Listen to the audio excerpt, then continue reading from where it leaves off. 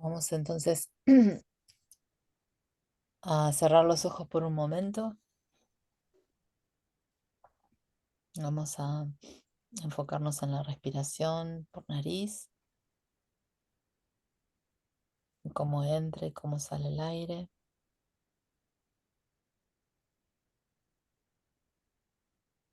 A medida que nuestra mente se va calmando, nos hacemos conscientes del momento presente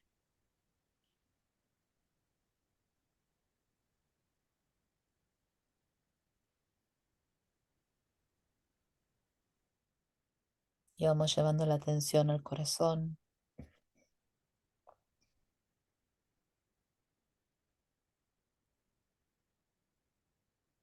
sintiendo la palpitación, el latido del corazón y toda la energía que va formando como una esfera radiante de luz todo alrededor del corazón, que va expandiéndose, abarcando todo el pecho,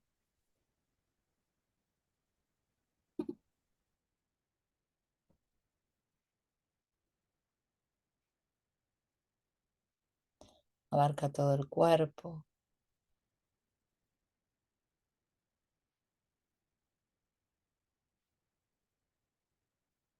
y toda la habitación en donde estoy, en todo el lugar en donde estoy.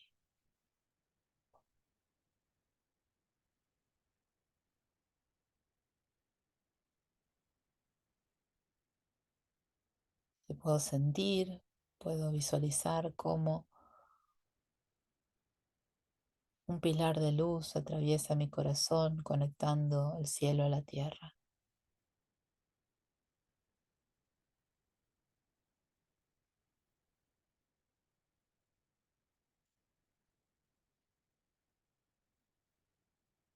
Y vamos a entonces a invocar a nuestra divina presencia yo soy, nuestros guías y maestros, nuestro amado hermano maestro Sananda, para que nos acompañe, para que nos asista.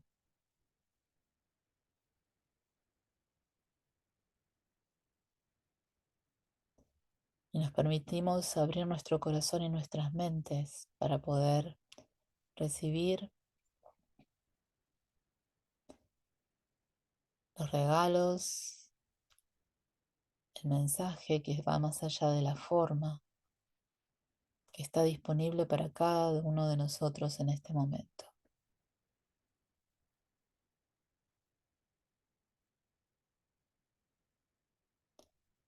Maestro querido, permite a mi espíritu elevarse hasta tus plantas para beber en las verdaderas fuentes de la sabiduría y absorber tus fluidos poderosos de amor y fe, de purificación y fuerza espiritual y material, de poder espiritual, de paz, comprensión, salud, prosperidad y armonía para derramar sobre mis hermanos.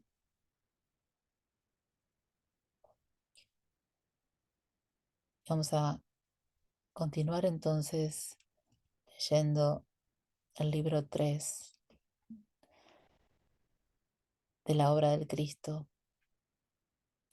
lección 7, conciencia. Conciencia espiritual y conciencia humana. Beneficios del conocimiento espiritual. Todos los espíritus tienen por ley libertad de acción, voluntad y libre albedrío. Y una vez que el espíritu ha alcanzado el punto evolutivo que le capacita para utilizar su libre albedrío, porque ha adquirido la conciencia, nadie puede obligarlo a realizar lo que no desea. Mientras son espíritus de poca evolución, no pueden aún discernir qué es lo que realmente les conviene.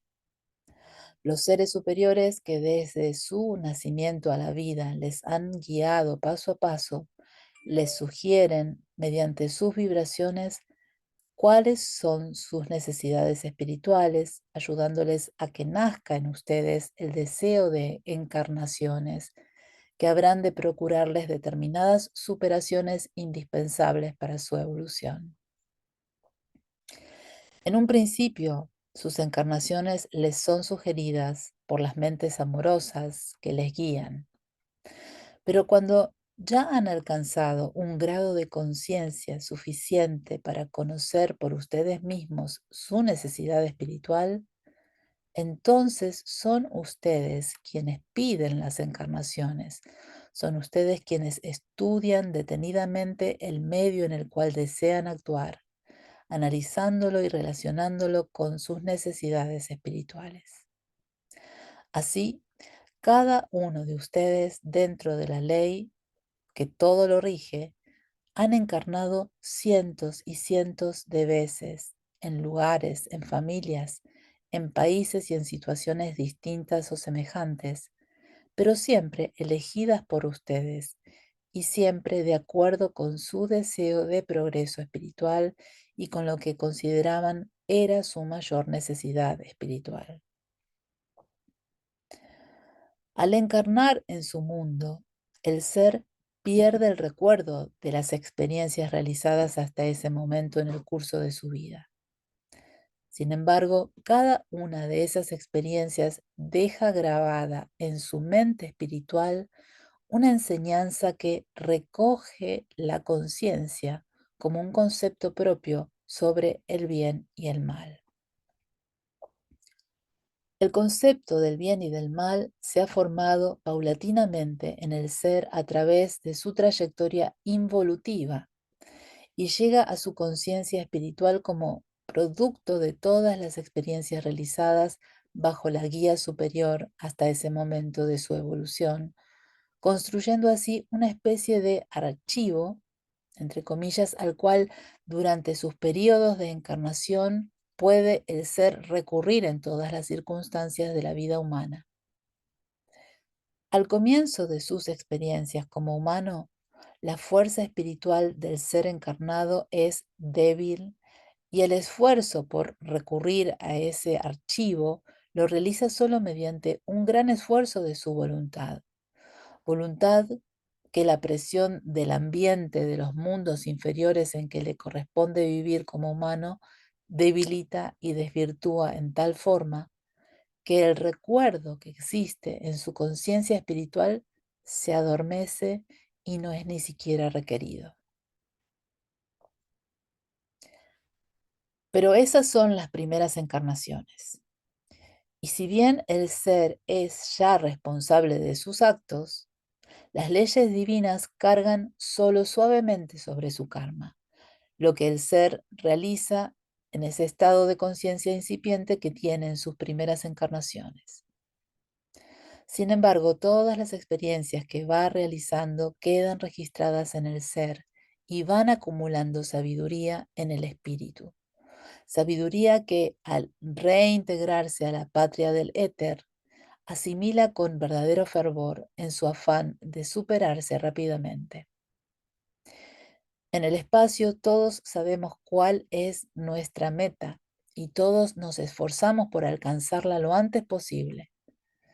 Las innumerosas encarnaciones que el ser realiza consecutivamente le van procurando así más y más experiencias que fortalecen y capacitan su conciencia espiritual para actuar con mayor fuerza y precisión a través de la conciencia humana durante los periodos de encarnación.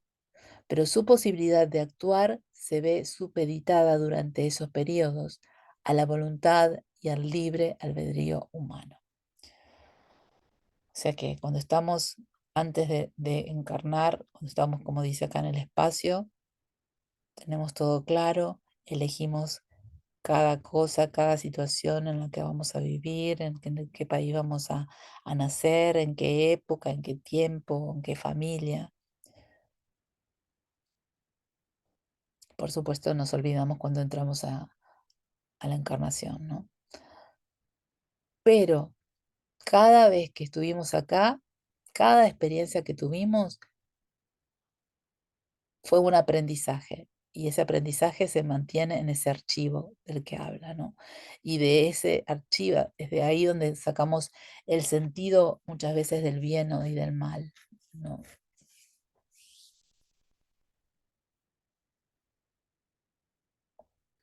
Por ello, muchas veces en sus periodos de encarnación, seres que han alcanzado ya un elevado punto de evolución ceden, inclinándose ante el reclamo de la vida humana, ceden, desfalleciendo en su acción y en su esfuerzo, subyugados por la atracción y la fuerza de la acción de la vida de apariencias. No siempre corresponde a espíritus de evolución encarnados manifestar a través de su mente humana la sabiduría adquirida en el curso de los milenios, sabiduría que sirve de sostén y de fuerza al espíritu encarnado, ayudándole a sobreponerse a los reclamos, a los llamados y a la atracción de la vida terrena. El recordar durante el periodo de encarnación lo aprendido a través de los milenios configura en el aspecto espiritual para el ser encarnado una plataforma elevada desde la cual puede fácilmente juzgar en un punto más exacto la realidad de la vida de los hombres. Pero cuando esa plataforma elevada no existe y el ser debe vivir en el mismo plano de la vida humana, el espíritu encarnado no tiene siempre toda la fuerza necesaria para sustraerse completamente a los llamados y a la atracción que significa el vivir entre los hombres como un hombre más. Si el recuerdo de sus experiencias pasadas no es activado por el conocimiento verdadero, necesitamos activar ese conocimiento de esas vidas pasadas, necesitamos activar el recuerdo. Es necesario también para los espíritus de evolución recibir el conocimiento en su carácter de humanos, pues aun cuando el conocimiento nada, pues aun cuando el conocimiento nada nuevo les enseña en aquello que significa el aspecto moral de la vida, les recuerda su calidad espiritual, les retrotrae a sensaciones pasadas que dejaron en el espíritu huellas indelebles, transformadas en sabiduría de la vida. Por eso es que encuentran ahora en muchos pasajes de las enseñanzas que están recibiendo vibraciones que les estremecen, no como humanos, sino como espíritus. Vibraciones contenidas en palabras que les parece haber ya escuchado en un pasado que no pueden ubicar. Sensaciones que despiertan recuerdos imprecisables, imprecisos, pero existentes, de algo que fue y que continúa y continuará por siempre en la realidad de su vida. Esos recuerdos constituyen la conciencia moral, base inamovible de quienes viven entre los hombres como uno más y son, sin embargo, espíritus de evolución, con muchas experiencias asimiladas y muchas superaciones realizadas. De ahí la diferencia en la precisión, en la seguridad y en la firmeza de los conceptos morales entre unos y otros hombres. De ahí la seguridad en la decisión y en la facilidad en el discernimiento. De ahí la diferencia en el punto de la conciencia espiritual que refleja la conciencia humana de los seres.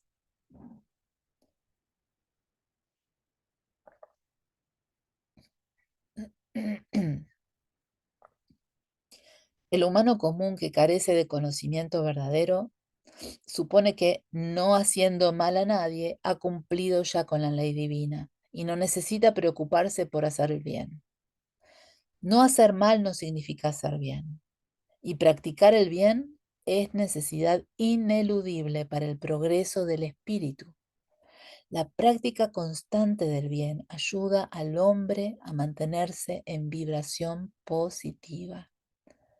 No hacer el mal simplemente es vibrar en egoísmo, es eludir el llamado a la acción que les formula la vida, al evidenciar ante sus ojos las necesidades espirituales y materiales de sus hermanos. Constantemente les llegan llamados positivos y llamados negativos, y ustedes deberán siempre decidir su acción en uno u otro sentido.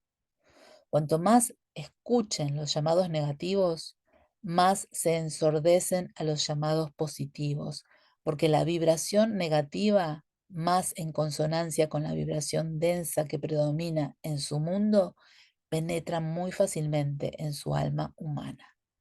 ¿Mm? Por eso es tan importante el hecho de, es como un detox, una desintoxicación que necesitamos para mantenernos cuerdos, para mantenernos conectados con la realidad, con lo real, porque estando acá la contaminación es constante. Sonido, ruido, televisión, todos son todas cosas de baja vibración, ¿no? De la densidad, porque la mente colectiva está vibrando en esa vibración, en esa frecuencia. Entonces, es como que necesitamos mantenernos, ¿no? Y acá dice, ¿no? Hacer el bien, estar en servicio, es lo que te mantiene en, en- en esa consonancia de lo que es el espíritu. El conocimiento espiritual enseña al hombre que el espíritu necesita progresar constantemente y el único camino para lograr su progreso es la acción de bien. Para poder elegir sin equivocarse el camino del bien, nada hay como la propia conciencia, esa voz sin palabras que les dice, mediante sensaciones de desagrado o de agrado, que han obrado bien o que han obrado mal. Esa voz que les alerta sobre los peligros espirituales. Esa voz que les impide muchas veces realizar lo que su ira, rencor o ambición les impele a realizar. Esa lucha interna constante que se establece en ustedes mismos es el esfuerzo de su conciencia espiritual por formar y guiar su conciencia humana, a fin de evitarles caer en errores de los cuales luego se lamentarán amargamente. Deben acostumbrarse a requerir y escuchar la voz de su conciencia antes de obrar en cualquier sentido, porque su conciencia siempre les indicará el camino seguro. Y a medida que avancen en el conocimiento espiritual, más se capacitarán para interpretar y para obedecer su voz. No supongan que porque solamente ustedes mismos pueden oír esa voz, su llamado puede ser desoído impunemente. No, porque todo, absolutamente todo lo que hacen, piensan y sienten es registrado fielmente por la ley. Su propia vida, su propia fuerza espiritual está dentro de ustedes, es decir, que deben vivir dentro de ustedes más que fuera de ustedes. Todo deben consultarlo internamente y deben decidirlo después de esa consulta interna. Nunca obedezcan a impulsos que les lleven a realizaciones negativas. Por el contrario, piensen que ese es un llamado externo y que los llamados externos deben ser analizados y controlados por su conciencia, sabia e insobornable. Así evitarán caer en el mal. Así se facilitarán el camino y la comprensión del bien y así obtendrán el progreso espiritual que les permitirá lograr las realizaciones que les esperan. Pero no piensen en realizaciones espirituales verdaderas si no han realizado primero esto: aprender a escuchar, a comprender y a obedecer la voz de la conciencia, la voz de su conciencia, ¿no? Y todo está apuntando a eso, a no hay nada fuera de mí. Ni siquiera te dice que le pidas a Jesús, que le pidas a sanar, que le pidas al maestro, no. Tu propia conciencia, despertar tu propia conciencia, a tu propia conciencia espiritual que es la que está guiándote desde dentro, tu maestro interno, ¿verdad?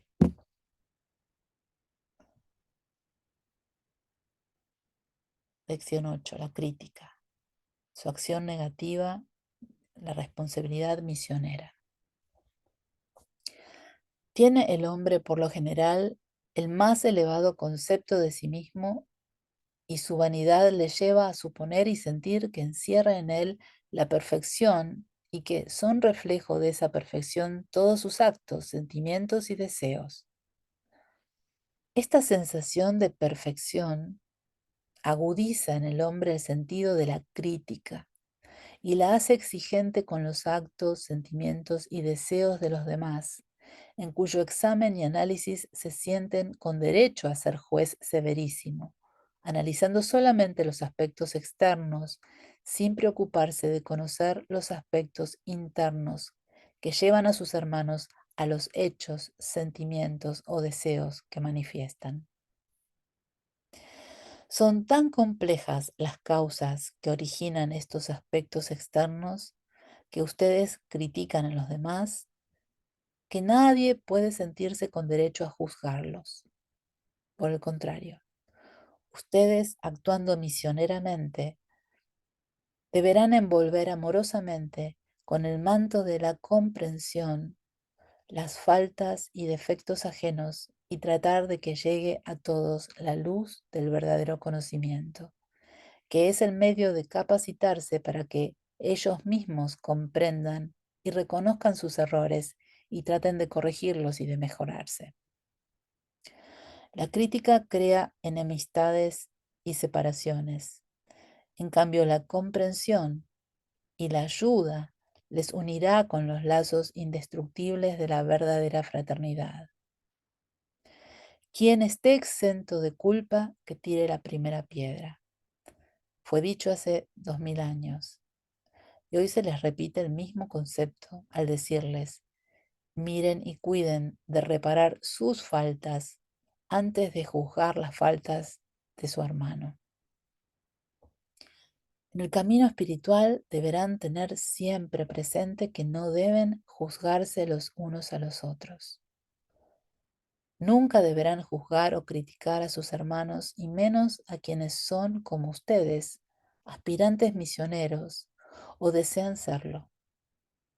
Por el contrario, todo aquel que se acerque a la misión del Cristo debe ser recibido con amor y con los brazos abiertos, porque la misión del Cristo es obra de brazos abiertos.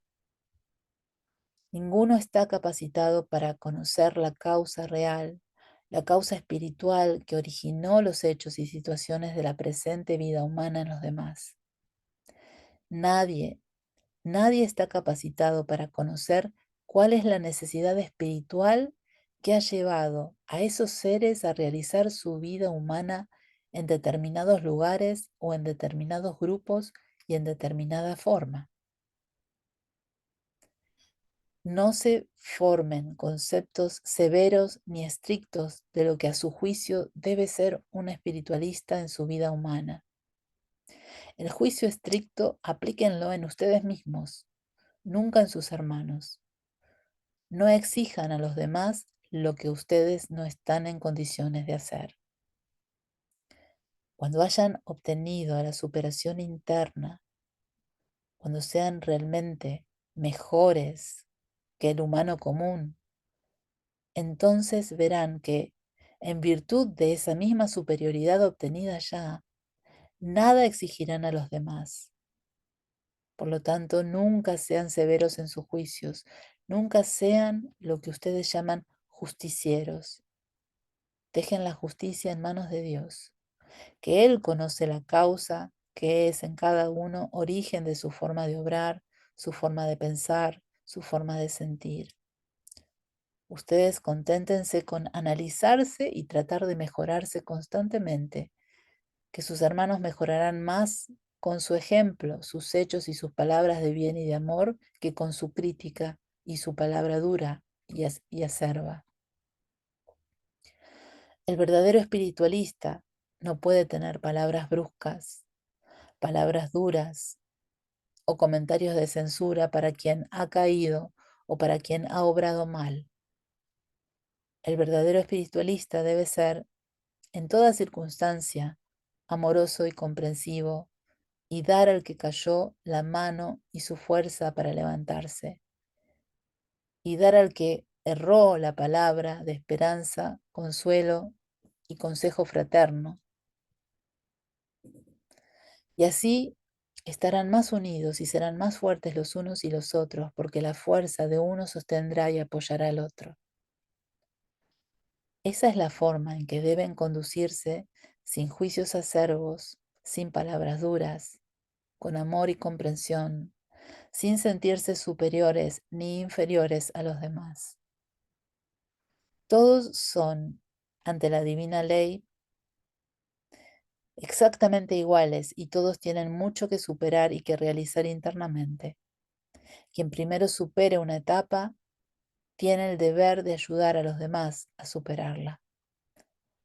La verdadera fraternidad deberá unirles, no una fraternidad de palabra, sino una fraternidad o una fraternidad de fórmula, sino la fraternidad verdadera que les haga sentir hermanos de los demás, que les haga amarse los unos a los otros, porque de ese sentido de fraternidad, de ese amor recíproco, nacerá el verdadero entendimiento, la verdadera comprensión y la verdadera fuerza, única capaz de detener a la humanidad en el camino de destrucción por el cual transita, cegada de ambiciones y odios y por su ignorancia de la verdad.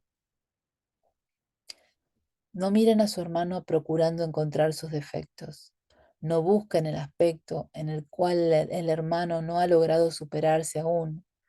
Y cuando vean sus defectos, grandes o chicos, no lo consideren como un punto sobre el cual tienen derecho a incidir, sino como un espejo que les muestra sus grandes defectos. Porque todos los defectos que vean en sus hermanos los tienen sin duda también ustedes mismos, y tal vez mucho mayores. Cuando vean el defecto en su hermano, piensen que están mirando su propio defecto reflejado en él. Y entonces mírense a ustedes mismos internamente. Piensen que gracias a él han visto su propia falta y pueden así remediarla, agradecidos por el enorme favor que les ha hecho al mostrarles sus propios defectos. Proyecten su amor sobre aquel en quien vieron el defecto, que también él mire y vea dentro de sí mismo, y logre por propia voluntad y propio esfuerzo reparar sus fallas. La crítica es siempre perjudicial. La crítica que busca poner en evidencia los defectos ajenos nunca puede ser constructiva. Ustedes denominan también crítica al cambio de ideas o expresiones sobre determinados seres o hechos con finalidades constructivas, pero eso no es crítica, sino ayuda para encontrar la verdad. Así entienden por crítica, entre comillas, cada vez que se les menciona en las enseñanzas la forma negativa que tienen los humanos de enfocar y de comentar los defectos aparentes o reales de sus hermanos. Se le ha dicho que su palabra hablada será utilizada como medio para llevar vibraciones a otros seres. Para esta finalidad misionera es menester poner en acción el centro laringio que corresponde a la palabra. Todos conocen el efecto diferente de una misma palabra pronunciada con distintas vibraciones. Así, una misma palabra puede ser caricia y puede ser látigo, puede ser lápida y puede ser esperanza. La palabra no ha variado, solo ha variado la vibración de la voz que emitió esa palabra. Están siendo preparados para realizaciones misioneras que les pondrán en contacto con diferentes grupos de la humanidad, a quienes deberán llevar la expresión hablada de los conceptos y de las enseñanzas que han recibido. Para ello serán preparados en su centro laringio. Esa preparación significa, a la vez que una promesa maravillosa de realización de bien, un grave peligro para quienes no hayan aún logrado consubstanciarse con la vibración misionera de amor, fe y humildad. Si su palabra vibra en amor, en fe y en humildad, realizarán hechos de bien realmente maravillosos. Pero si la vibración de su palabra es negativa, y siempre lo es cuando critican a un hermano, podrán realizar hechos terribles como consecuencia de su palabra. Y de esos hechos y sus consecuencias, solo ustedes que habiendo recibido todo lo han asimilado por falta de voluntad para el esfuerzo, por falta de deseo de servicio, llevarán el peso. En consecuencia, cuiden siempre que su palabra sea amorosa y jamás, jamás critiquen a los demás.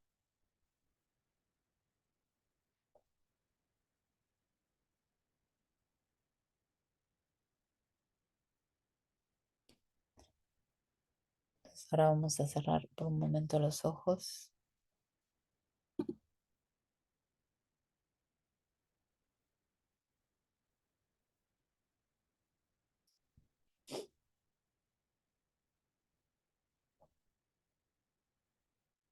para integrar toda esta frecuencia, todas estas vibraciones a nuestra mente y corazón,